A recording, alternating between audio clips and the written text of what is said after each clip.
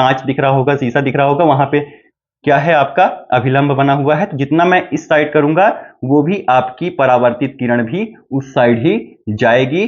आज class 10th का science का बहुत ही इंपॉर्टेंट चैप्टर रहने वाला है, जिस चैप्टर का नाम है लाइट रिफ्लेक्शन एंड रिफ्रैक्शन।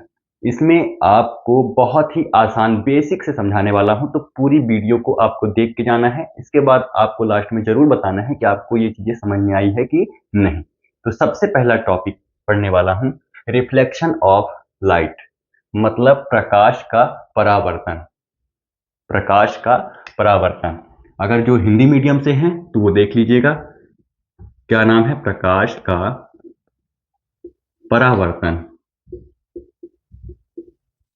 प्रकाश का परावर्तन आप पढ़ने वाले हैं। इसमें सबसे पहले रिफ्लेक्शन ऑफ लाइट की डिफिनीशन को आप देख लीजिएगा कि किस तरीके से आप लिखोगे इस चीज को। तो the bouncing back of light when it hits a polished surface like mirror is called reflection of light. सबसे पहले हमको ये चीज समझना है कि भाई रिफ्लेक्शन ऑफ लाइट होती क्या है, एक्चुअली में ये होता क्या है। तो रिफ्लेक्शन ऑफ लाइट होता है परावर्तन। कोई भी लाइट किसी सरफेस पे आई, जैसे कि आपसे क्या लिखा हुआ है, सरफेस कौन सा होना चाहिए, पॉलिश्ड सरफेस होना चाहिए। जैसा कि आप देखते होगे, मिरर देखा है आपने, जिसमें से आप सुबह सुबह चेहरा देखते हो कि किस तरह से लग रहे हो, खूबसूरत लग रहे हो कि नहीं लग रहे हो। स्कूल जाते समय आप मिरर देख करके जाते हो, आईना देख करके जाते हो, चेहरा शीशा जिसको बोलते हो, उसको देख करके जाते हो ना। उसी शीशे की बात की जा रही है यहाँ पे, पॉलिश्ड सरफेस, जिसमें पॉलिश्ड होना चाहिए, क्या होना चाहिए, सरफेस। इसका जो ये शीशा आप देख लोगे, इसके अंदर साइड इसको खोल करके जब देखोगे तो उसमें पॉलिश लग रहता है, मतलब पॉलिश की रहती है। जैसे लगेगा आपको कि कोई पेंट पेंट जैसे किया जाता है ना, उस तरीके से पॉलिश सरफेस पे होता है, ठीक है ना। तो कोई भी जब इस पे आप डालोगे, प्रकाश की किरण डालोगे, प्रकाश डालोगे, तो वो क्या होगा, रिफ्लेक्ट हो जाएगा। वो क्या हो जाएगा, रिफ्लेक्ट हो जाएगा, वो परावर्तित हो जाएगा। बस इतना सा तो बता रहा है वो। परावर्तन का मतलब आप समझ गए होंगे कि जब कभी हम सरफेस पर, पॉलिश्ड सरफेस पर हम जब कभी प्रकाश की किरण को डालते हैं तो वो क्या हो जाती है, रिफ्लेक्ट हो जाती है। बस इतना याद रखना आप, क्या हो जाती है, रिफ्लेक्ट हो जाती है। उसी को हम रिफ्लेक्शन कहते हैं, ठीक है। उसी को हम लोग क्या कह देते हैं, रिफ्लेक्शन ऑफ लाइट कहते हैं, मतलब प्रकाश का परावर्तन। इसको ही हम लोग कहते हैं, हिंदी मीडियम वाले प्रकाश का परावर्तन आप लिख लेना, और इंग्लिश मीडियम वाले रिफ्लेक्शन ऑफ लाइट लिख लेना, ठीक है। अब कैसे होता है आ जाइए समझ लेते हैं, धीरे धीरे सारी चीजें समझ में आएंगी, परेशान होने की बिल्कुल भी जरूरत नहीं है।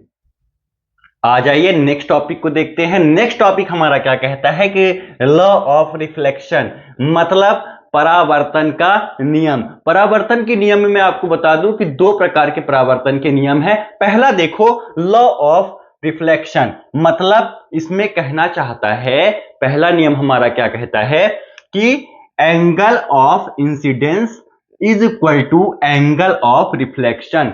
मतलब आपतित किरण किसके बराबर होती है, परावर्तित किरण के बराबर होती है, या आपतन कोण किसके बराबर होता है, परावर्तन कोण के बराबर होता है। बस इतनी सी बात है। जैसे यहां पे देख लो, इंसिडेंट रे, यहां पे ये कौन सी रे है, ये है इंसिडेंट रे।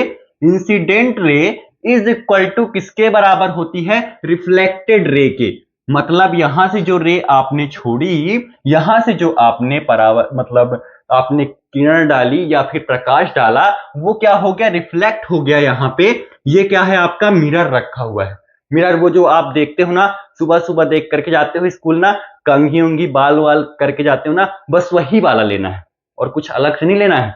उसे पे आपने क्या डाला, एक आपने लेजर लाइट से डाला प्रकाश, वो क्या हो गया, रिफ्लेक्ट हो गया, ठीक है, रिफ्लेक्ट हो गया। तो जितना डिग्री का आपने यहां से ऐसे डाला हुआ है, सेम उतने ही डिग्री का इधर साइड भी वो रिफ्लेक्ट हो जाएगा। कुल मिला के ये कहना चाहता है कि इंसिडेंट रे किसके बराबर हो जाएगी, रिफ्लेक्टेड रे के बराबर हो जाएगी। ये जो बीच में एक लाइन जैसा दिख रहा है ना, वो लाइन नहीं है, वो लाइन नहीं है, उसको हमने क्या नाम दिया है, नॉर्मल, ठीक है, नॉर्मल इसको हमने बोल दिया है। और ये जो नॉर्मल है वो हिंदी मीडियम वाले क्या बोलते हो, आप उसको बोलते हो अभिलंब। क्या बोल देते हो आप लोग, उसी को आप लोग क्या बोल देते हो, अभिलंब बोल देते हो। आ जाओ देख लेते हैं। तो यहां पे लिखा हुआ है angle I is equal to angle R. तो जो यहां से यहां तक की दूरी है, जितने भी डिग्री का एंगल बन रहा है आई, ठीक है, उतने ही डिग्री का एंगल आर भी बनेगा, उतने ही डिग्री का एंगल आर भी बनेगा। सेम चीज यहां पे लिखी हुई है शॉर्ट फॉर्म में। आपको समझ में आया कि नहीं, जल्दी से बता दो। समझ में आ गया ना?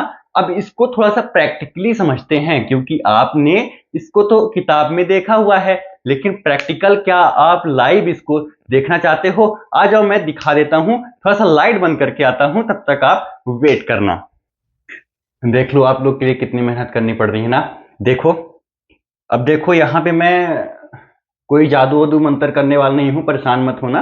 ये देखो जल्दी से, यहां पे मैंने इसलिए रखा है ताकि आपको अच्छे तरीके से मैं दिखा सकूं कि किस तरीके से मैं इस पे एक किरण डालता हूं, तो दूसरी तरीके से जो परावर्तन किरण है, आपतित किरण मैं डालूंगा, परावर्तित किरण आपको देखना है क्या आपको दिखाई दे रही है कि नहीं।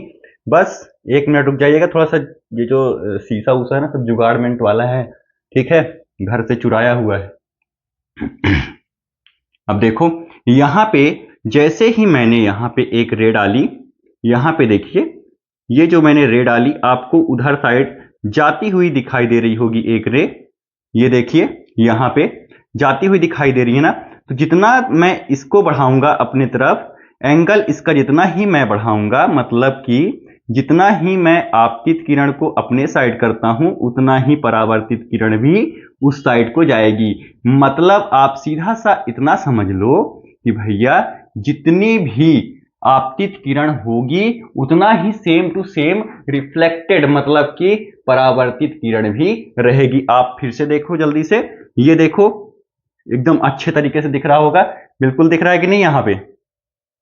यहां पे मैंने आपतित किरण डाली, उस साइड से आपको परावर्तित किरण देखने के लिए मिल रही है। बीच में अगर कोई और होता तो अभिलंब भी बना करके मैं आपको दिखा देता, लेकिन अकेला हूं तो अभी यहीं पे समझ लो कि बीच में यहां पे जहां पे कांच दिख रहा होगा, शीशा दिख रहा होगा, वहां पे क्या है आपका अभिलंब बना हुआ है। तो जितना मैं इस साइड करूंगा, वो भी आपकी परावर्तित किरण भी उस साइड ही जाएगी। अगर मैं इस साइड पास में लेकर के आता हूं, तो ये देखो पास में आ रही है कि नहीं आ रही है? यहां पे देखो फिर से, ये रहा, ये वाली, ये रही, ये किरण पूरी दिख रही है अच्छे तरीके से। आपको समझ में आ रहा है कि नहीं?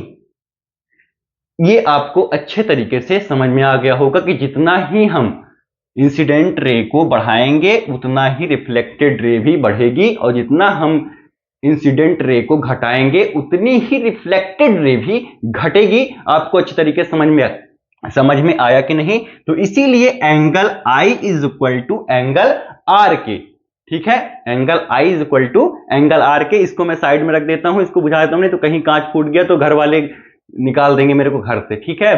तो इसको साइड में रख देता हूं। पहले मैंने आपको फर्स्ट लॉ पढ़ा दिया है, आ जाइए देख लीजिए सेकंड लॉ को, देखिए किस तरीके से करना है। Second law of reflection. तो सेकंड लॉ क्या कहता है हमारा, बड़े ही प्यार से देखिएगा कि the incident ray, reflected ray and normal all lie in the same plane.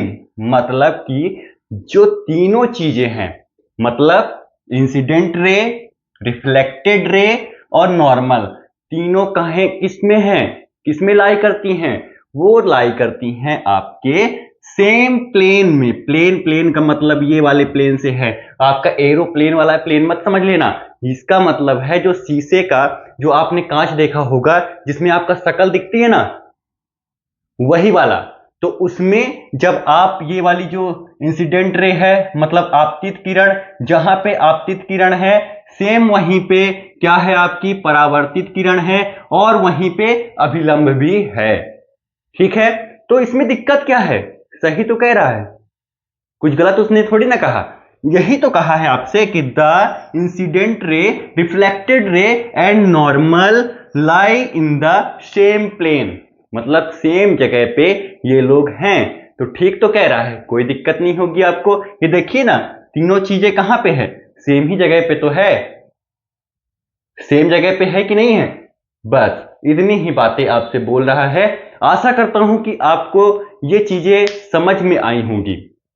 अगर समझ में आई हैं तो चैनल को सब्सक्राइब कर लीजिए, क्योंकि इसी तरीके की आपकी सारी जितनी भी क्लासेस हैं इससे रिलेटेड ये चैप्टर मैं पूरा कंप्लीट करवाने वाला हूं। ठीक है ना? तो आप सब्सक्राइब कर लीजिएगा, वीडियो को लाइक कर दीजिएगा। मिलते हैं नेक्स्ट क्लास में, तब तक के लिए जय हिंद, जय भारत।